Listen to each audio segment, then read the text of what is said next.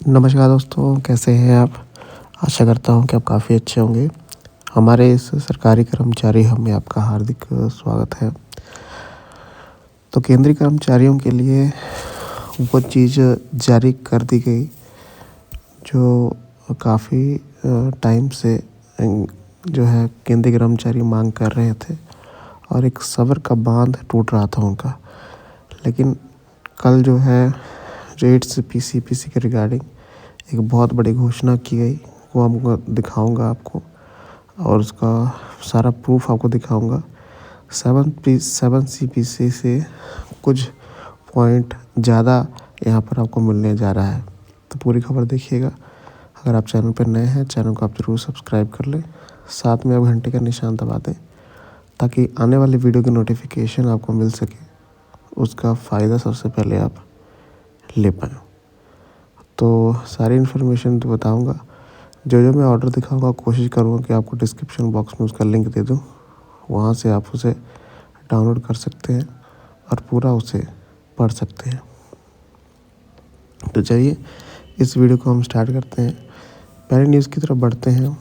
आप एक कॉलम देख पा रहे होंगे, ये कॉलम जो है ऑफिशियली एक अनाउंस किया गया कॉलम है और इसमें जो है रियलिटी बताई गई है 8 सीपीसी की।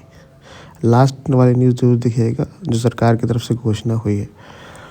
देखिए, हर वेतन आयोग को बनने में कितना टाइम लगा है, मतलब जब से एक्रोइड फॉर्मूला लगा था 5th 6th 7th 5th पे, तो चलिए ग्रेड पे लगा था। अपनी स्क्रीन पे आप देख पा रहे होंगे 5th जो पे कमीशन है 9 अप्रैल 1996 में आया था।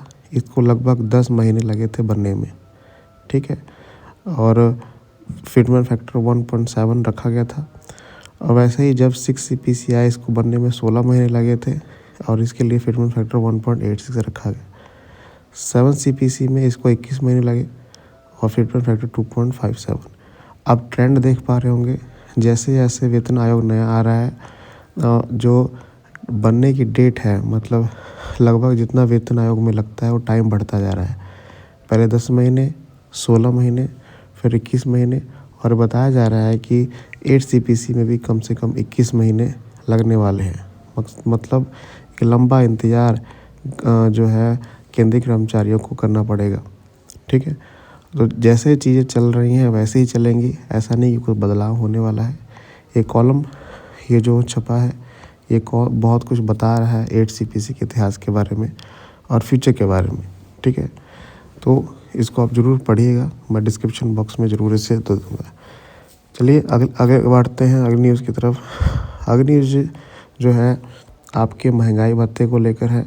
यहाँ पर जैसे यहाँ पर AICPL इंडेक्स के रेट आए, वैसे ही न्यूज़ चैनलों पर, अखबारों में ये खबर ऑफिशियली कर दी गई कि आपका महंगाई भत्ता जनवरी से 60% आपको मिलेगा।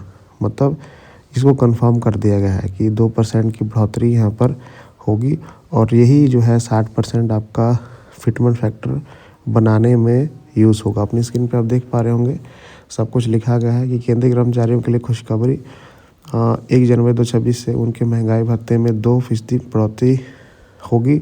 इस साल जनवरी में नवंबर में माहवार जारी उपभोक्ता मूल्य सूचकांक से ये आकलन हो गया है। अब इसे लोग खुशखबरी कह रहे हैं, लेकिन ये नहीं मालूम कि इससे बहुत बड़ा नुकसान हुआ है, क्योंकि फिर से 2% की बढ़ोतरी और फिटमेंट फैक्टर में गिरावट। आप सभी मालूम है कि उम्मीद लगाई जा रही थी कि 3 से 4% की बढ़ोतरी होगी जिससे फिटमेंट फैक्टर बदलेगा, लेकिन नहीं हुआ। 2% की बढ़ोतरी फिटमेंट फैक्टर में गिरावट लाएगी।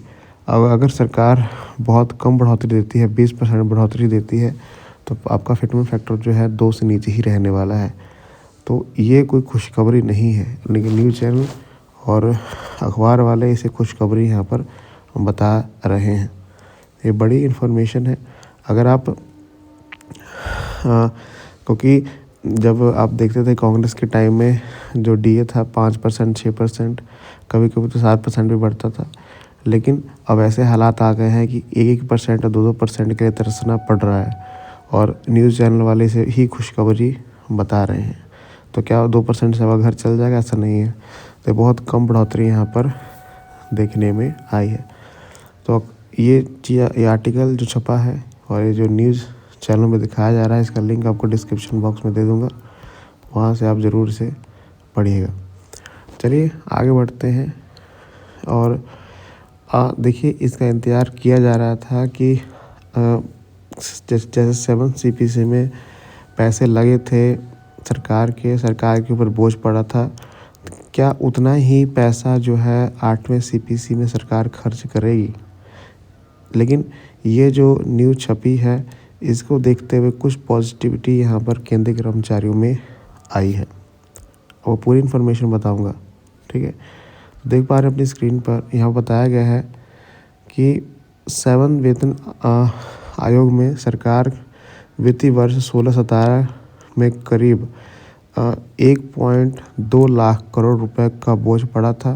मतलब सरकार ने 7 CPC में 1.2 लाख करोड़ का खर्चा किया था सरकारी कर्मचारियों पर, ठीक है। अब 10 साल हो चुके हैं। यहाँ पर रिपोर्ट एक बनाई गई है कि जुलाई 2025 की रिपोर्ट के अनुमान 8 CPC में सरकार 2.4 से लेकर 3.2 लाख करोड़ रुपए तक खर्चा करने जा रही है और 27-28 के लिए बजट तैयार किया गया है। अब इसका ऐलान जो है सरकार यहाँ पर जो फरवरी में जो बजट आने वाला है उसमें ऐलान करेगी। मतलब आप देख पा रहे होंगे सीधा जो है दुगना बोझ पड़ रहा है। मतलब पहले 1 लाख करोड़, अब 2.4 से लेकर 3.2 लाख करोड़। तो इससे तो उम्मीद लगाई जा रही है कि अच्छी खासी बढ़ोतरी यहाँ पर देखने को मिलेगी। लेकिन सोर्स और डाटा ये नहीं कह पा रहे हैं कि 10 साल में इतना, क्योंकि ये जो खर्चा है, ये लाख करोड़ का खर्चा है, ये कवर भी करना है सरकार ने। मतलब अगर एरियर भी देना पड़ा तो ये जो लाख करोड़ है ये और भी बढ़ सकता है, वो सरकार बढ़ाना नहीं चाहेगी, ठीक है। तो ये ऑफिशियल खबर है, ऐसा नहीं कि ये झूठ मूठ की खबर है। मतलब इतना पैसा सरकार केंद्रीय कर्मचारियों पर लगाने वाली है। तो आपको क्या लगता है, आप कमेंट सेक्शन में ज़रूर बताइएगा। और अभी तक तो 8 CPC का ऐलान हो चुका है, टर्म ऑफ रेफरेंस आ चुका है, लेकिन अभी तक बहुत सी चीज़ें हैं जो अनाउंस नहीं हुई हैं। जैसे जो हमारे चेयरपर्सन है, 2 मेंबर्स हैं, उनका दफ्तर डिसाइड नहीं हुआ है। यूनियन तरस रही है बात करने के लिए, लेकिन यूनियन को नहीं बताया गया कि कौन सा दफ्तर है, कैसे है। तो कैसे यूनियन यहाँ पर अपने मुद्दों को रखेगी, ये बड़ा मुद्दा बनता जा रहा है। तो ये सभी इन्फॉर्मेशंस थी, आप इसे पढ़ सकते हैं डिस्क्रिप्शन बॉक्स से और इसे शेयर ज़रूर करिएगा। पूरा वीडियो देखने के लिए आपका धन्यवाद।